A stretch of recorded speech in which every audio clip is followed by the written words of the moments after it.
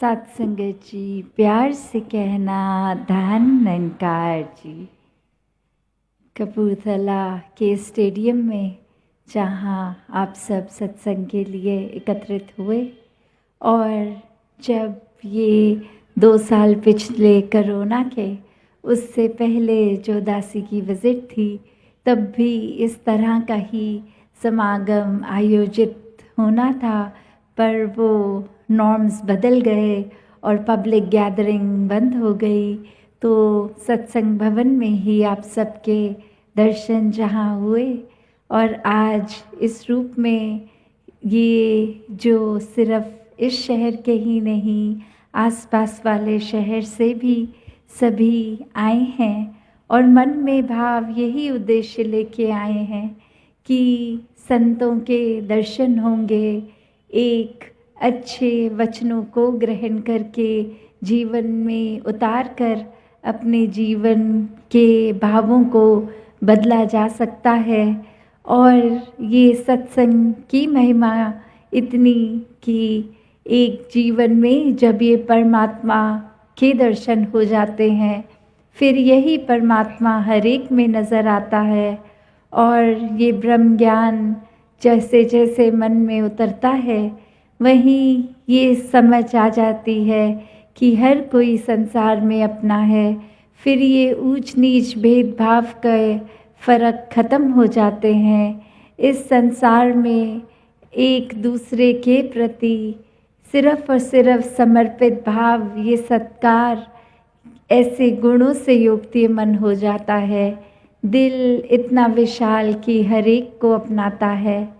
कैसे हर एक ने जहाँ आज भी संतों से श्रवण किया कि अपनी जीवन में आए हैं, तो एक यही परम लक्ष्य कि अपनी असली पहचान कर लें, इस परमात्मा को अपनी आत्मा से कनेक्ट कर लें, और फिर चाहे शारीरिक यात्रा कितनी भी हो, जीते जी भी फिर एक सुकून भरी ज़िंदगी जिएगा ये मन। चाहे शारीरिक पीड़ा कैसी भी हो, ये मन हमेशा इस आनंद की अवस्था में रहेगा। कैसे हर कोई फिर अपने जीवन में भक्ति को ही सिर्फ मेन फोकस बनाए, और साथ ही दुनियावी कर्तव्यों को भी पूर्णता से निभाते हुए हर समय की भक्ति ये भक्त करते जाते हैं। पर संसार में आजकल जो माहौल है, और ये एक भक्ति की जहाँ बात की जाती है, तो हर किसी को वो भक्ति एक धर्म से अगर एक बात करें कि सत्संग की ओर आओ, ये सच्चाई से अपना नाता जोड़ लो, तो कैसे एक हिचकिचाहट मन में आती है इंसान के, क्योंकि एक आत्मा अपने आप को शरीर मान बैठी है। ये शरीर से जुड़ी हुई चीज़ों को ही सच्चाई मान बैठी है। ये मान बैठी है कि जीते जी बस एक जो कोई तबीयत ना खराब हो जाए, धन दौलत घर में आए, एक उस तरह की उलझनों में ही फंस के एक अपना लॉन्ग टर्म पर्पस ये आत्मा जहाँ भूल जाती है। और कैसे फिर एक छोटी सोच, एक छोटे दायरे में ही इंसान अपने जीवन के सिर्फ कर्मों में ही उलझ कर रह जाता है। और ये कोई आज की बात नहीं, पुराने इतिहास में भी देख लें तो जहाँ गौतम बुद्ध जी की वो कहानी आती है कि उनके शिष्य ने एक बार उनसे कहा कि हमें आपने जो एक सच्चाई से जोड़ दिया, अब हम चाहते हैं ये संसार भर में सच्चाई एक फैल जाए। तो उसमें गौतम बुद्ध जी फरमाते हैं कि ये सच्चाई तो देने के लिए मैं रेडी हूँ, पर संसार में कोई भी ये सच्चाई को लेना नहीं चाहता। तो जैसे ही उनके शिष्य ने ये बात सुनी, वो बहुत ही हैरान कि ये तो सत्य नहीं है। हर किसी में जिज्ञासा इस परमात्मा को प्राप्त करने की, इस सच्चाई से जुड़ने की है, तो ये गुरु हमारे ऐसा क्यों कह रहे हैं। तो उसके बाद गौतम जी ये फरमाते हैं कि आसपास के सभी गांवों में चले जाओ और पता लगाओ कि उनको ये मुक्ति की, ये सैल्वेशन की जीवन में ज़रूरत है कि नहीं। क्योंकि एक उनके मुताबिक वो कह रहे थे कि किसी को ये मुक्ति नहीं जीवन में लेनी। और ऐसे ही शिष्य करते हैं, गांव-गांव जाकर हर एक से जहाँ वार्तालाप बातचीत करके पूछते हैं आपको जीवन में सबसे ज़्यादा एक क्या ज़रूरत महसूस हो रही है। और जब वो पूरे दिन की अपनी एक क्रिया जगह जगह जाकर एक लिस्ट बनाकर वापस आते हैं, तो एक शिष्य भी आगे से यही फरमाते हैं कि आप सच ही बोल रहे थे, इन इंसानों को तो एक इच्छा मुक्ति की है ही नहीं। हर किसी से बात करके पूछा और ये बात समझ में आई कि किसी को धन चाहिए, किसी को स्वास्थ्य चाहिए, किसी के घर में बच्चा नहीं तो बच्चा चाहिए, हर किसी को सिर्फ अपने एक छोटी जीवन के ऊपर ही अपने आप को आधारित है। एक हमेशा के लिए ये सुख, ये आनंद तो किसी को चाहिए ही नहीं। और फिर वही बात हमने अक्सर सत्संग में भी सुनी है कि कैसे एक जैसे डूबते इंसान को जिस प्रकार एक सांस की इच्छा होती है, ये जीते जी अगर ये इच्छा, ये जिज्ञासा इस परमपिता परमात्मा को प्राप्त करने की नहीं है, तो ये जीवन व्यर्थ है। क्योंकि हर समय कोई ना कोई जीवन का ऐसा पल, ऐसी स्थिति चल रही होगी जहाँ वो सबसे ज़्यादा प्रायोरिटी लगेगी, सबसे इम्पॉर्टेंट, एक ज़रूरी कोई ना कोई काम रूप होगा या फिर कोई जिम्मेवारी होगी।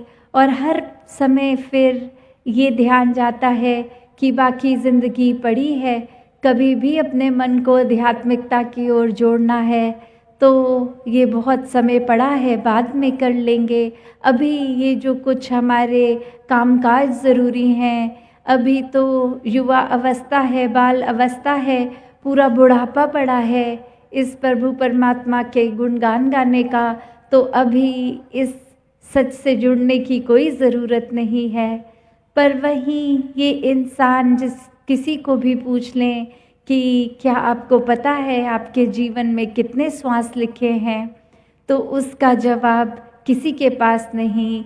और हाइपोथेटिकल एक दिमाग में पूरी प्लानिंग कर रखी है कि अभी मौज मस्ती करेंगे और बुढ़ापे में जाके इस प्रभु परमात्मा के साथ जुड़ेंगे, अभी तो लाइफ एंजॉय करनी है। तो संत और भक्त यही बात हमेशा से समझाते हैं कि ये लाइफ को सच में पूरी तरह एंजॉय करो, और ये जीवन को पूर्णता से जीने का मतलब यही है कि अपनी आत्मा की पहचान इस परमात्मा से करवाओ। और जीते जी फिर जहाँ जीवन सिर्फ एक आनंद की अवस्था में जीते हैं भक्त, फिर जीते जी एक सुकून ही हर एक को देने के लिए कर्म ऐसे करते जाते हैं। फिर हर पल एक दास भाव, सेवा भाव मन में आती है और हर एक के लिए अपने आप को समर्पित करके किसी को फिर एक नीची दृष्टि से नहीं इंसान दिखता। हमेशा एक यही बात याद आती है कि यही परमात्मा सामने वाले में भी है, मुझ में भी है, तो सब एक ही बराबर है और कोई नीचा नहीं है। कैसे फिर भेदभाव, ये भ्रांतियाँ, ये जो मनुष्य खुद ही अपने दिमाग से कॉम्प्लिकेशंस बना रहा था एक दिमाग की उपज से, वो कैसे जीवन बिल्कुल ही सरल हो जाता है। कोई दिखावा नहीं, कोई चतुर चालाकियाँ नहीं, सिर्फ और सिर्फ ये सहजता, ये सादगी भरा जीवन बनता जाता है। कोई दिखावा मात्र नहीं, सिर्फ अपने आप को हर समय इस परमात्मा से जोड़ के, इस निराकार से जोड़ के रखते हैं भक्त, और फिर एक सहज ही स्थिर मन से ये जीवन चलता है। मन भी इसलिए स्थिर क्योंकि ऐसी एक बदलती हुई चीज़ों से ये मन नहीं टिका उन पर। ये मन टिका ही इस स्थिर निराकार पे है, जिसने कहीं जाना नहीं है, अपनी जगह पे कायम दायम है, हर जगह है ये समय के साथ नहीं बदलता, ये कोई घटता बढ़ता नहीं है, कम ज़्यादा नहीं होता। तो जब एक स्थिर के साथ मन एक जुड़ता है तो मन भी हर समय ये सुकून, ये शांति, ये स्थिरता प्राप्त करता है। फिर ये शारीरिक अवस्था से ऊपर उठ जाता है कि शरीर ने तो समय के अनुसार एक दुख सुख भोगने हैं, वो एक क्रिया की तरह हो भी रहा है, तो वो मन पे उसका असर नहीं। तो कैसे हमें भी अपने जीवन में एक डीपर लेवल में जाना है। सिर्फ छोटी छोटी एक शरीर की पीड़ा, एक घर की पीड़ा, एक आर्थिक पीड़ा से उठना है। एक इसको भी प्रभु का ही प्रसाद मानना है कि प्रभु ने जो दिया पूरन दिया, अगर कोई दिक्कत भी दी तो भी ये हमारे लिए प्रसाद ही है, अच्छाई ही है इसमें। तो कैसे खुद को एक ऊपर एलिवेट करके आनंद की अवस्था में जो जीते हैं, वो फिर इतने सहज हो जाते हैं कि बस इस निराकार के साथ ही बहते चले जाते हैं। फिर उन पे दुनिया का कोई असर नहीं चढ़ता, ये माया अपना कोई भी रंग नहीं चढ़ा सकती, क्योंकि ये इस सच्चाई के साथ ही जुड़ गए और इसी के साथ फिर जुड़कर खुद भी हर समय के लिए ये सच्चाई ही बन गए। तो ऐसी सच्चाई के साथ हर कोई जुड़े, अपने जीवन में ये जो रोशनी इस ब्रह्म ज्ञान रूप की आ जाती है, इस प्रभु परमात्मा की पहचान हो जाती है, तो फिर एक वही भाव आ जाता है कि जिस तरह एक मछली पानी में तैर रही है और उसको फिर एक वो रूप की सांस भी लेना है तो उस पानी में ही लेना है, और कोई भी क्रिया करनी है, एक तैरना है, खड़े रहना है, सोना है, खाना है, तो सब कुछ जैसे वो उसी पानी में करती है। फिर एक इंसान भी उस भाव में ही बहता जाता है कि जहाँ हर कुछ जब इस निराकार की ओट में ही हम हैं, तो हर समय हर तरफ हर डायरेक्शन से ये निराकार ही है जो हमारे अंग संग है। तो कैसे अपने आप को एक जीवन में हर कोई ऐसे ही परमात्मा के साथ जोड़े, अपने आप को एक स्थिर बना ले, अपने मन को शांत करते हुए फिर जीवन में जब रूहान प्रभु परमात्मा का वास हो जाता है तो अपने आप ही एक गुण भर जाते हैं जीवन में।